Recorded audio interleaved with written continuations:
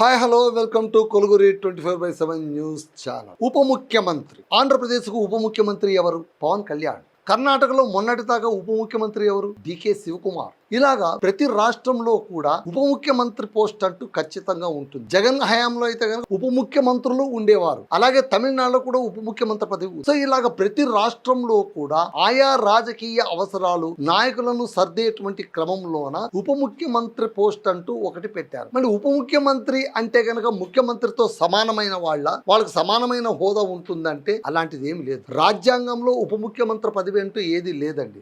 ముఖ్యమంత్రి ఉంటారు. ఉప ముఖ్యమంత్రి అనేది రాజ్యాంగబద్ధమైన పదవి కాదు. అంటే మంత్రులే వాళ్ళు. మంత్రుల్లోన కొంతమందికి ఒకరికి సూపర్ పవర్ ఇచ్చినట్టుగా వాళ్ళు బిల్టప్ ఇస్తారనమాట. అంటే ఇప్పుడు ఆంధ్రప్రదేశ్లోన పవన్ కళ్యాణ్ ఉప ముఖ్యమంత్రి అంటే ఆయన అధికారికంగా అఫీషియల్ కాన్స్టిట్యూషనల్గా ఉప ముఖ్యమంత్రి అని కాదు. ఆ క్యాబినెట్లోన ఆయనకు మొదటి వరుసలో చంద్రబాబు నాయుడు తర్వాతి స్థానం ఎవరిది అంటే పవన్ కళ్యాణ్ది అని చెప్పొచ్చు. అలాగే ఆయన ఉప ముఖ్యమంత్రి అయ్యారు. అలాగే కర్ణాటకలో కూడా సిద్ధరామయ్య ముఖ్యమంత్రిగా ఉన్నప్పుడు ఉప ముఖ్యమంత్రి ఎవరు ఉండేవారు? డికే శివకుమార్ ఉండేవారు.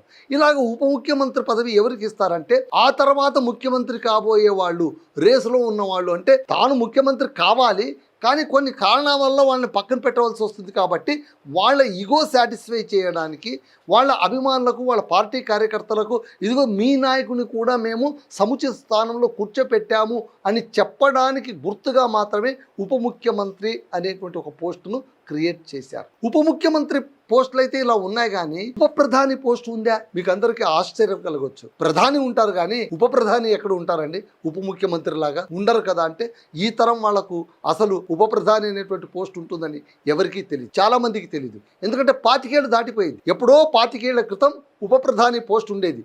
అదే ఎన్డీఏ హయాంలోనే. అప్పట్లో కూడా ఎన్డీఏ ఉండేది. అప్పట్లోన వాజ్పేయి ప్రధానిగా ఉండేవారు. వాజ్పేయి ప్రధానిగా ఉన్నప్పుడు 2002 సంవత్సరంలోన ఎల్కే అద్వానీ, లాల్ కృష్ణ అద్వానీ బీజేపీలోన సమానమైనటువంటి క్యాడర్ ఉన్నటువంటి వ్యక్తి, అంతే స్టేటస్ ఉన్నటువంటి వ్యక్తి, అతనికి ప్రధాని పదవి ఇవ్వలేకపోయిన సందర్భాన్ని కాస్త పక్కన పెట్టడానికి ఈయన కూడా ఈక్వల్ టు మీ అని క్యాడర్కు చెప్పడానికి వీలుగా ఎల్కే అద్వానీని అప్పుడు ఉప ప్రధానిగా చేశారు. 2002 నుంచి 2004 దాకా ఆయన ఉప ప్రధానిగా ఆయన పదవీ బాధ్యతలు స్వీకరించారు. సో ఉప ప్రధాని పోస్ట్ అనేటువంటిది ఎప్పుడో 25 ఏళ్ల క్రితం మనం విన్నది. ఇప్పటి తరం వాళ్ళకు తెలియంది అంటే మళ్ళీ ఈ మధ్య కాలంలో తాజాగా తెరపైకి వచ్చింది ఉప ప్రధాని పోస్ట్. అదే ఎన్డీఏ సర్కార్ ఇప్పుడు అధికారంలో ఉంది కేంద్రంలోన. వాళ్ళు ఇప్పుడు కొత్తగా మంత్రివర్గ విస్తరణలోన కొత్త మంత్రుల్ని చేర్చుకోవడం, పాత మంత్రులకు ఉద్వాసన పలకడం, ఇవన్నీ కూడా చేయాలని వాళ్ళు అనుకున్నారు. ఎందుకంటే 4వసారి మళ్ళీ అధికారంలో రావడాన్ని లక్ష్యంగా ఇప్పుడు బీజేపీ ఏం చేసిందంటే కొత్తగా రీకన్స్ట్రక్ట్ చేయాలి, పునర్వ్యవస్థీకరించడం, మంత్రివర్గాన్ని పునర్వ్యవస్థీకరించడం. దీంతోపాటు కొత్త ముఖాలు వస్తాయి, పాత ముఖాలను కాస్త పక్కన తప్పిస్తారు అనేటువంటి మాట మనకి ఎప్పటి నుంచో వింటూనే ఉన్నాం. వర్షాకాల సమావేశం ప్రారంభానికి ముందే ఈ తంతు కాస్త ముగిసిపోతుందని కూడా అంటూ ఉన్నారు. సో ఈ సమయంలోన ఉప ప్రధాని పోస్ట్ అనేటువంటిది ఒకటి తెరపైకి వచ్చింది. మొన్నటికి మొన్న నుంచి మనకు ఒక వార్త హల్చల్గా మనకు తిరుగుతూ ఉంది పొలిటికల్ సర్కిల్లో. ఏంటంటే ఈసారి అమిత్ షాకు ముఖ్యంగా మంత్రివర్గ విస్తరణప్పుడు అమిత్ షాకు చాలా ప్రాధాన్యం ఇవ్వబోతున్నారు అని. అమిత్ షా ఇప్పటికే ఆయన very important person in BJP. NDA సర్కార్లోన ఆయన హోంమంత్రిగా తన ముద్రేంటో తాను వేసుకున్నారు. ప్రధానితో ధీటుగా ఆయన నిర్ణయాలు తీసుకుంటున్నారు. బీజేపీని పొలిటికల్ పార్టీగా స్ట్రెంగ్తన్ చేయడంలోన మోడీ అమిత్ షా, ఈ ద్వయం మోడీ అమిత్ షా వీళ్ళిద్దరూ కూడా చాలా సమర్థులు. కృష్ణార్జునుల్లాగా వాళ్ళు నిలబడి బీజేపీ పార్టీని ముందుకు తీసుకెళ్తున్నారు. దాన్ని డైమెన్షన్ మార్చేశారు. మీరు చాలా జాగ్రత్తగా గమనించండి. వాజ్పేయి కాలం నాటి బీజేపీ వేరు, మోడీ కాలం నాటి బీజేపీ వేరు. పొలిటికల్ డైమెన్షన్స్ మారిపోయినాయి, పొలిటికల్ డైనమిక్స్ మారిపోయాయి. ఇప్పుడు ఇది ఫక్తు పొలిటికల్ పార్టీగా మారిపోయింది. అప్పట్లోన వాజ్పేయి గారు పాపం ఆయన ఏదో భావావేశంతో కవితలు చదువుకునేవారు, ఆయన అమాయకంగా ఆదర్శంగా పాలన అందించేవారు, ఆయన అవిశ్వాసానికి గురై పదవీచ్యుతులు కూడా అయిపోయారు. వాటిని ఏమి మనసుకు అంటించుకున్నటువంటి పరిస్థితి అప్పటి బీజేపీ నేతది. కానీ ఇప్పుడు అలా కాదు, వాళ్ళు పదవీచ్యుతులు కావట్లేదు. వేరే వాళ్ళని పదవి నుంచి కిందికి తప్పిస్తున్నారు. ప్రతి రాష్ట్రంలో కూడా అధికార పార్టీలో చీలిక తీసుకురావడమే తమ ధ్యేయంగా వాళ్ళు పావులు కలుపుతున్నారు. అంతెందుకు వెస్ట్ బెంగాల్లోన తృణమూల్ కాంగ్రెస్ని, టీఎంసీని, తృణమూల్ కాంగ్రెస్ని ఎన్నికల్లో ఓడించడమే కాకుండా బీజేపీ ఇప్పుడు ఉన్నటువంటి 80 సీట్లతో ఉన్నటువంటి తృణమూల్ కాంగ్రెస్ని కూడా నిట్ట నిలువుగా చీల్చేసి ఒకప్పటి బెంగాల్ టైగర్ దీదీగా పేరు పొందినటువంటి మాజీ ముఖ్యమంత్రి మమతా బెనర్జీని టీఎంసీ నుంచి మెడపట్టి బయటికి గెంటిచ్చేశారు. ఇది బీజేపీ ఎత్తుగడ. మరి ఈ ఎత్తుగడ వెనక ఉన్నటువంటి బుర్ర ఎవరిది అంటే ఒక అమిత్ షాది, ఒకటి మోడీది. వీళ్ళిద్దరూ కూడా అపర చాణక్యులు. వాళ్ళ రాజకీయ ఎత్తుగడ ముందు ఎలాంటి వాళ్ళైనా చిత్తైపోవాల్సిందే అని ప్రతిపక్ష నేతలు కూడా మాట్లాడుకునే పరిస్థితి కూడా మనకు కనిపిస్తుంది. కాబట్టి ఇప్పుడు బీజేపీ డైనమిక్స్ చాలా మారిపోయాయి. మొదట ఉన్నట్టయితే లేనే లేదు. ఇదేదో పొగడ్డమని కాదు, ఉన్న పరిస్థితి నేను మీకు చెప్తున్నాను. సో ఇలాంటి నేపథ్యంలో అమిత్ షాకు సముచితమైనటువంటి గౌరవం మళ్ళీ ఇంకొకసారి ఇవ్వాల్సిన సందర్భం ఎదురయ్యిందని బీజేపీ భావిస్తోంది. కారణం ఏంటంటే ఎన్నికలు రాబోతున్నాయి త్వరలోనే. అప్పటికే సగం పీరియడ్ పూర్తయిపోయింది. ఇంకా 3 ఏళ్ల పాటు పాలన సాగించాల్సి ఉంది. ఆ తర్వాత మళ్ళీ ఎన్నికలకు వెళ్ళాలి. 2029 ఎన్నికలకు వెళ్ళాలి. కాబట్టి ఈ ఎన్నికల్లోన మరోసారి విజయ దుందుమి మ్రోగించాలి. ఎందుకంటే 4వసారి అధికారంలోకి రావడం అనేటువంటిది ఆషామాషి వ్యవహారం కాదు. 3వసారి రావడమే చాలా విచిత్రం, చాలా విశేషం. మోడీ హ్యాట్రిక్ ప్రధాని కావడం అనేటువంటిది చాలా అద్భుతమైనటువంటి విషయం. మరోసారి ఈ మ్యాజిక్ రిపీట్ అవుతుందంటే వీ డోంట్ నో. ఏమంటే కాంగ్రెస్ స్ట్రెంగ్తన్గా ఇంకా కాలేకపోతుంది.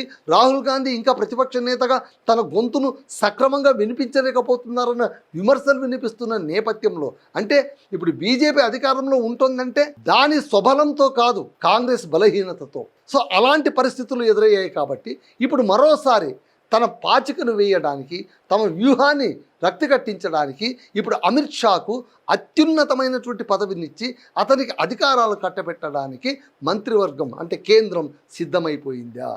అందులో భాగంగానే ఉప ప్రధాని పదవి ఇప్పుడు అమిత్ షాకు ఇవ్వబోతున్నారు అనేటువంటి మాట పొలిటికల్ సర్కిల్లో చాలా గట్టిగా వినిపిస్తుంది, చాలా గట్టిగా వినిపిస్తుంది. సో దేశంలో దాదాపు 25 ఏళ్ల తర్వాత బీజేపీ జమానాలో ఉప ప్రధాన పదవి భర్తీ కాబోతోంది. కేంద్ర మంత్రివర్గ విస్తరణ నేపథ్యంలో కేంద్రంలో అనూహ్యంగా పెద్ద మార్పు జరుగుతుంది అని అంటూ ఉన్నారు. ఆ పెద్ద మార్పు మరేదో కాదు, అమిత్ షాకు ఉప ప్రధాని పదవి ఇవ్వడమే అని కొంతమంది అంటున్నారు.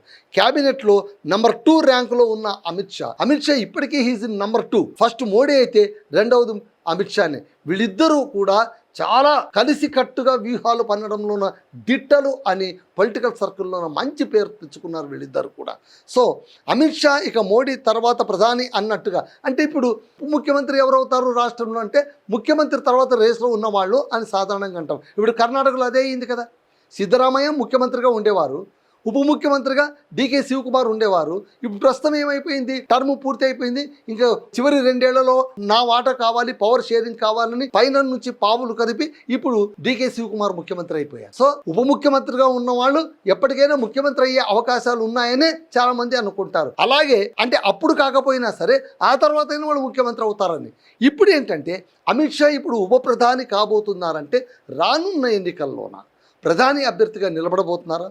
ఎందుకంటే for the first time Congress ఈసారి రానున్న ఎన్నికల్లోన తమ ప్రధాని అభ్యర్థి ఎవరో చెప్పి ముందుకెళ్ళబోతోంది. రాహుల్ గాంధీని తమ ప్రధాని అభ్యర్థిగా వాళ్ళు ప్రకటించడానికి సిద్ధమైపోయారు. ఇండియా కూటమిలో కొంతమందికి ఇది ఇష్టం లేకపోయినా కూడా అందరు కలిసికట్టుగా ముందుకు వెళ్ళాలి. ఎందుకంటే ఈసారి అధికారం కొట్టకపోతే మాత్రం చాలా దారుణమైనటువంటి పరిస్థితిలోన ప్రతిపక్షం కూరుకుపోతుంది. ప్రజలకు ఉంది వాళ్ళకి అధికారం ఇవ్వాలని. దానికి మీరు ఉదాహరణనే ప్రతిపక్షంగా వాళ్ళు సాధించిన సీట్లు గతంలోకి పోల్చుకుంటే ఈసారి చాలా ఎక్కువగా ఉన్నాయి. ఎన్డీఏ సర్కారుకు అప్పటికంటే సీట్లు తగ్గిపోయాయి. తగ్గిపోయిన సీట్లను దారుణమైన రాజకీయాలతో మళ్ళీ తన వైపు రాబట్టుకోగలిగింది. అది ఒక పెద్ద కథ. తనకున్న బలం కంటే కూడా ఎక్కువ బలం సంపాదించుకోండి. ఎందుకంటే పార్లమెంట్లోనే ఇప్పుడు డీలిమిటేషన్ బిల్లు ఉంది, మహిళా బిల్లు ఉంది.